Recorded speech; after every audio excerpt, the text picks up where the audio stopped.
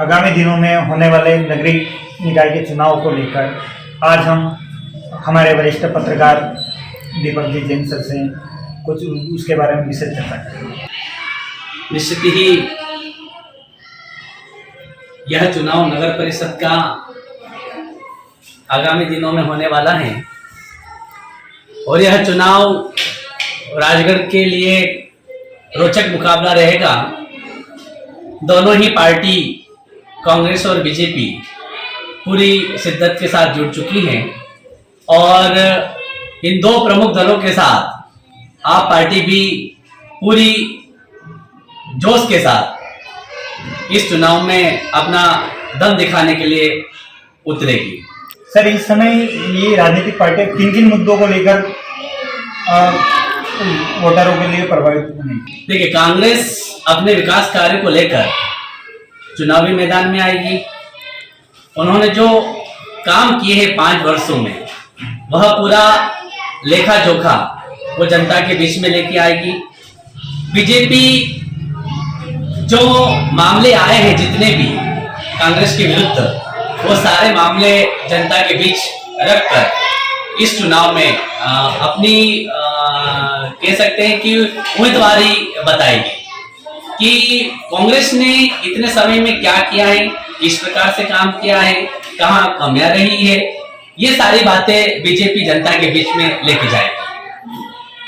और इसी के बीच आप पार्टी ने भी जो है आपको ध्यान हो एक ज्ञापन दिया था और वह आप पार्टी भी कहीं ना कहीं इन सारे मुद्दों को लेकर जनता के बीच में तीसरी पार्टी के रूप में जनता के बीच में आएगी। सर, जैसा कि इस बार आपने उम्मीदवारों की बात करी, उम्मीदवार की संख्या कुछ हर वार्डों में ज्यादा है, तो उसमें कौन सी पार्टी को भी इस समय फायदा मिलेगा? देखिए, बहुत अच्छा आपका प्रश्न है और सारे आप भी देख रहे हैं कि सोशल मीडिया पे मैसेज जो चल रहे हैं वो मैसेज बहुत ज्यादा चल रहे हैं। कहीं ना कहीं लोगों में इस चुनाव को लेकर बड़ी उत्सुकता है। जितने उम्मीदवार हैं उतना मुकाबला बड़ा ही रोचक होगा क्योंकि हर व्यक्ति ये चाहता है कि कहीं ना कहीं मैं पार्षद बनूं, क्योंकि इस बार का चुनाव जो है सीधे अध्यक्ष का चुनाव ना होते हुए पार्षद के माध्यम से अध्यक्ष को चुना जाएगा। तो पहली बात तो ये है कि पार्षद की वैल्यू इस चुनाव में सबसे ज्यादा रहेगी। दूसरा कि इस चुनाव के अंदर हर जो भी उम्मीदवार है, जो भी उम्मीदवारी करना चाहता है, वो ये चाहता है कि मैं नगर परिषद के अंदर पार्षद के रूप में जाऊं और पार्षद के रूप में वह अपने शहर के, अपने गांव के लिए एक विकास की एक नई इबारत लिखना चाहता है। सारी चीजें सपने देखी हैं, सबका ये प्रयास रहता है कि कुछ राजगढ़ के अंदर अच्छा हो जाए। अब हर वार्ड की अगर बात की जाए तो हम अगर माने तो एक वार्ड के अंदर कम से कम 10 उम्मीदवार अपनी उम्मीदवारी के लिए मैदान में उतरेंगे और ये बहुत अच्छा रहेगा क्योंकि कहीं ना कहीं जब उम्मीदवार ज्यादा होंगे तो इसमें दोनों प्रमुख दल के साथ आप पार्टी के साथ निर्दलीय उम्मीदवार भी जो है अपना भाग्य इस चुनाव में आजमाएंगे। जी सर, जैसा कि आपने बताया है कि प्रत्येक वार्ड में 10-10 उम्मीदवार रहेंगे, तो इसमें एक ही पार्टी के, एक ही दल के अगर उम्मीदवार ज्यादा रहें तो किन किन पार्टियों को नुकसान और किन पार्टियों को ज्यादा फायदा मिलने की संभावना है आज के अगर नगर की स्थिति देखते हैं? देखिए, घर के अंदर 2 बेटे हैं तो 2 बेटों में दोनों बेटों को टिकट नहीं दिया जा सकता है एक ही पार्टी से।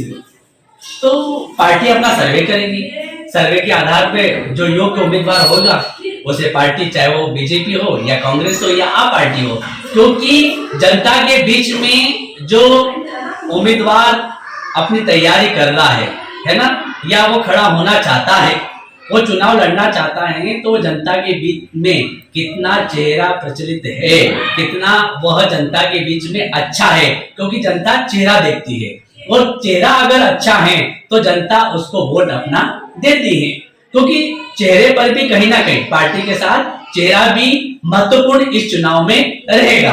रही बात उम्मीदवार ज्यादा की, तो जितना ज्यादा उम्मीदवार होंगे उतना मजा आएगा।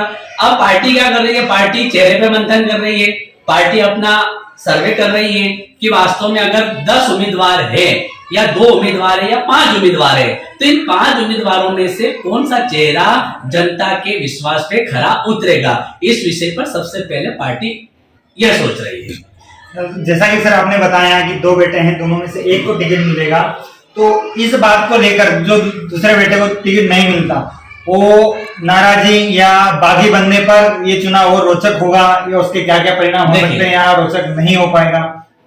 असंतोष रहता है, लेकिन घर के अंदर जब एक पिता अपने बच्चों को बैठ के समझाता है तो बच्चा मान लेता है। ऐसा ही इस राजनीति के अंदर भी रहेगा कि कहीं ना कहीं जो असंतुष्ट है ना, उसको पार्टी मनाने की कोशिश करेगी, क्योंकि ये हमारा एक परिवार है, पार्टी हमारा परिवार है, और इस परिवार के अंदर निश्चित आप भी मान रहे हैं, सब मानते हैं कि अगर 2 है तो 2 में से 1 को दिया जाएगा, दोनों को तो नहीं दे सकते हैं। लेकिन अगर उसको नहीं मिला है तो पार्टी पूर्णतः उसको विश्वास में लेकर बिठाने का प्रयास करेगी, ताकि जो है परिणाम पार्टी के पक्ष में आए। जी बिल्कुल। सर, इस समय चुनाव के दौर में जैसा कि आपने बता ही दिया है रोचक, इसमें आप आम जनता को भी क्या संदेश देना चाहेंगे? आम जनता को यही संदेश देना चाहते हैं हम आपके इस चैनल के माध्यम से कि चुनाव के समय आप अपना मतदान अवश्य करें, इस शहर के लिए करें। इस शहर के हर व्यक्ति की अपनी एक जिम्मेदारी है कि नगर विकास में आप पूर्णतः इस लोकतंत्र के इस महाकुंभ में अपने मत की आहुति अवश्य देवे, ताकि हम नगर का विकास कर सके, नगर को हम आगे और बढ़ा सके। यही मेरी जनता से अपील है। धन्यवाद दीपक जी।